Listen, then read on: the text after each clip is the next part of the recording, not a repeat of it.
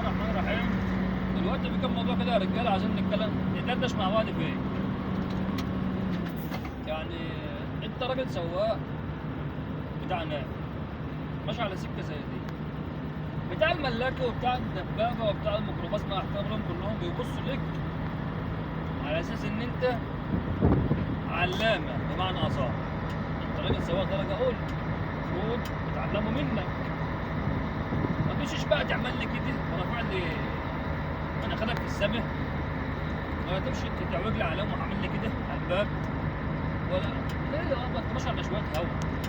يعني خليك ايه متواضع كده، خلي اللي يبص لك يدعي لك، ما تخليش اللي يبص لك يقول شوف ادي دي مثال وسخ لسواقين النقل، مع احترامي يعني كل سواقين النقل.